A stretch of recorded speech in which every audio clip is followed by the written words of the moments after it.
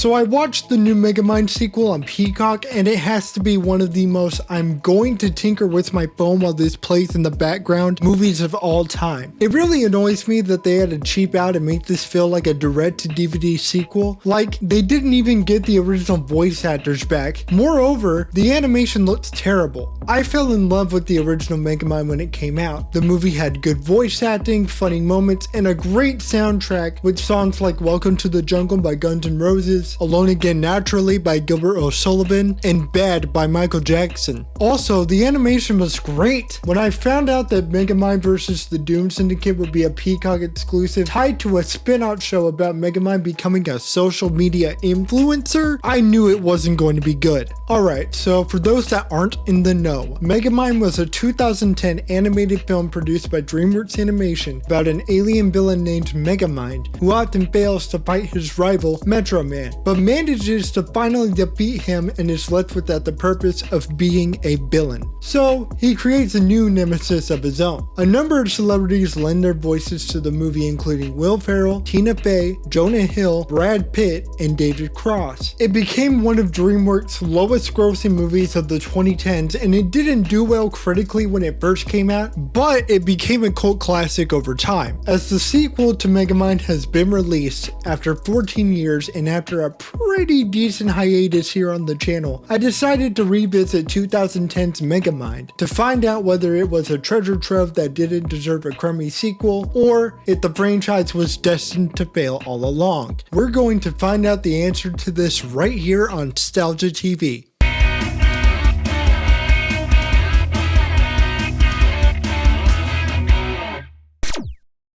We start the movie off with a flashback sequence that goes over Megamind's villain origin story. As babies, Megamind and Minion both get sent off into orbit by Megamind's parents in an escape pod while his home planet is currently being destroyed. Sound familiar? Megamind meets a baby Metro Man for the first time, and Metro Man's escape pod knocks him off course into a prison while Metro Man lands at a nice mansion where he would live with the rich, loving family. Because I guess that's just how life works. The prisoners in the prison would raise him as their own and teach him to become a criminal, and he would try to use inventions that would help him and the prisoners escape. Obviously, this doesn't work out for him. Years go by and the warden of the prison gives him the chance to go to a school, or as he would say, shul, just down the road from the prison with other children, including a much older Metro Man. Metro Man obviously becomes a class favorite while Megamind becomes the class reject. Megamind is having a hard time fitting in, and after failing to make inventions to show up Metro Man and gain the affection of the other classmates, as well as getting in trouble for said inventions, Megamind realizes that maybe being bad is what he's good at, and decides that he wants to become a villain. If I was the bad boy, then I was going to be the baddest boy of them all. This becomes the start of Megamind and Metro Man's rivalry. Fast forward even more years later, Metro Man is now the defender of Metro City, while Megamind is still locked up in prison. But with the help of Minion and Megamind's disguise watch, everyone thinks that Megamind is the warden, and he manages to break out of prison on the day of Metro Man Museum's grand opening. While this is all happening, we meet Roxanne! Oi! We already made that joke, alright? Anyways, we meet Roxanne Ritchie, news anchor for KMCP News, and her cameraman Hal in front of the museum before its opening, as Roxanne makes a report on the big event. We quickly learn about Hal's feelings for Roxanne, and while it's pretty funny, it's also just downright weird. And I'd be watching you like a dingo watches a human baby. Okay, that sounded a little weird. A little bit, yeah. With the invisible car, Minion kidnaps Roxanne and takes her to Megamind's abandoned observatory, where Roxanne gives Megamind a hard time about how predictable and unsuccessful his plans are. Okay, the spider's new. Spider? Yes. The spider. Even the smallest bite from Arachnus dethicus will instantly paralyze. Oh!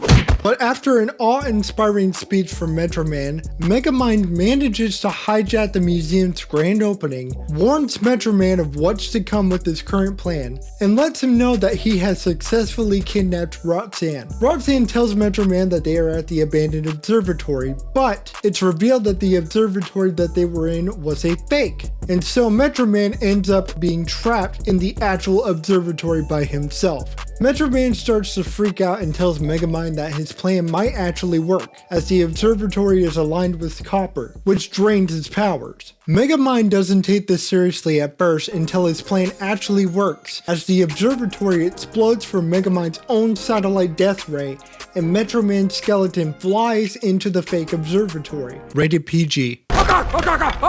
While the town is in complete shock, Megamind and Minion are both shot with excitement, realizing that their mission has finally succeeded. So they go out into the town to celebrate, and Megamind essentially becomes the evil overlord of Metro City. After a montage of fun-filled mayhem between Megamind and Minion, Megamind enters a phase of depression, realizing that he has achieved everything he had set out to accomplish, and that without Metroman, there's nothing really else to do or look forward to. So Megamind goes to the museum to remind himself of the good times he had fighting Metroman, as he attempts to destroy the building with explosives. He then realizes that Roxanne is also at the museum, so he quickly turns Bernard, an assistant curator at the museum, into a cube with his dehydration gun and disguises himself as him so Roxanne doesn't spot him. After having a pep talk from Roxanne as Bernard, Megamind decides that he wants to create a new superhero for him to fight with in order to have a purpose as a villain. So he runs back to his hideout where he makes a super serum with Metroman's DNA.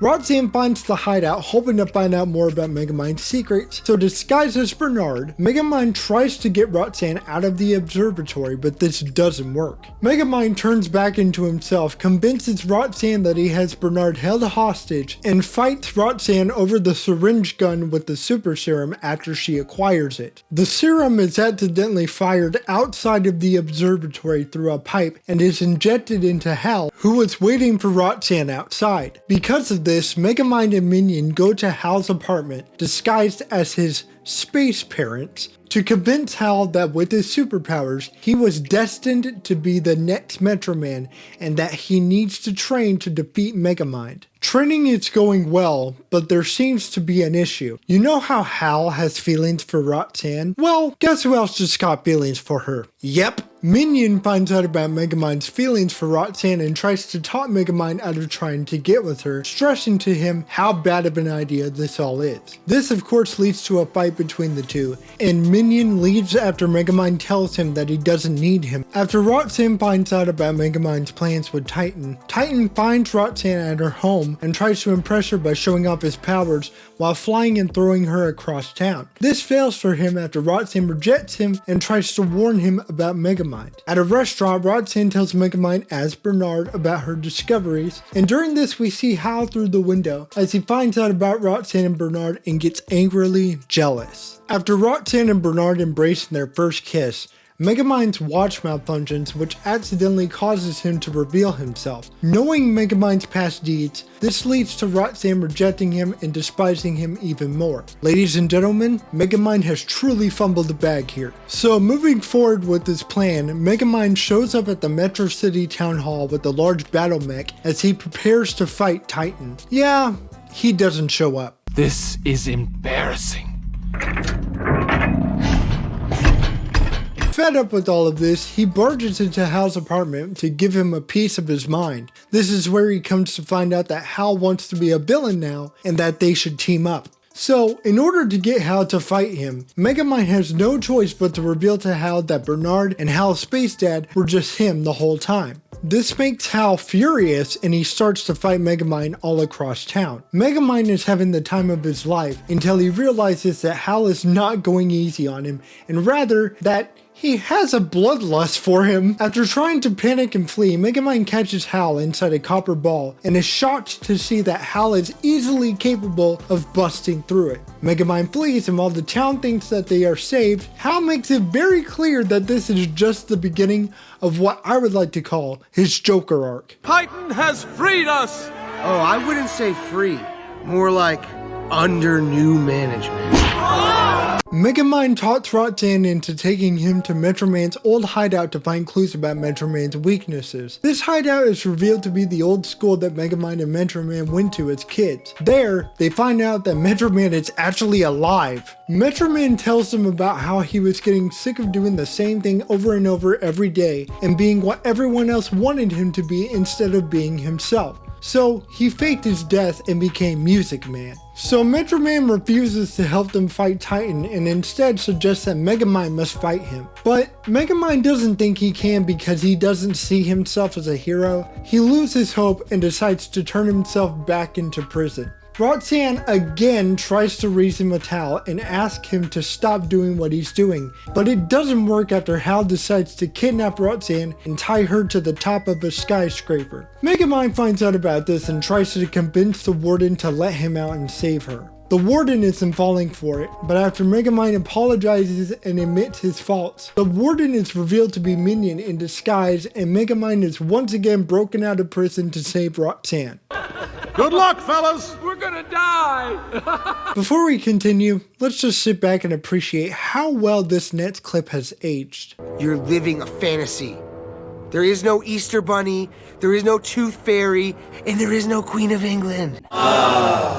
Megamind shows up to save Roxanne but is stopped by Titan when he throws the skyscraper towards him. However, to everyone's surprise, Metro Man shows up to scare Titan away from Metro City. But it is later revealed to be Megamind in disguise after Titan notices that he had pronounced Metro City as Metrocity. Before this, it's revealed that Minion was disguised as Megamind when rescuing Roxanne. This was done to distract Hal. After getting a beating of a lifetime from Hal and being flung into the air to his death, Megamind uses his dehydration gun to land safely into the fountain and then uses his diffuser gun to remove Hal's powers. In the end, Minion ends up being okay, Hal is sent to prison, and Megamind is declared Metro City's new hero in a very cliched dance party ending. Wait, what happened to Bernard? Sir, you really need to empty your pockets more often. Oh, he's fine. Overall, I still enjoyed the heck out of this movie. While the movie's writing is hilarious, it can also be very emotional and heartwarming at times. All of the celebrity voice actors do a fantastic job working off of each other, and you can feel that chemistry when watching this film. While I am pretty bummed that this movie ended up getting a dumpster fire of a sequel, I'm just happy knowing that this movie is finally getting its praise after so many years. In my eyes, this movie is an underrated gem, and there is a reason why this movie gets memed to the moon and back. So, you're the punk I've heard about. People are just now realizing how iconic this movie is, and despite the direction that the franchise is currently heading, I can rest easy knowing that we still have the first film to rewatch and laugh at over and over again. But while those are my thoughts, what are your thoughts of the original Megamind film? Let me know in the comments below. And if you're up for it, feel free to drop this video a like, that's really going to help push this video out. Hit the subscribe button and ring the bell so you don't miss a future upload. Thank you for watching StalgiaTV, and I'll catch you guys next time.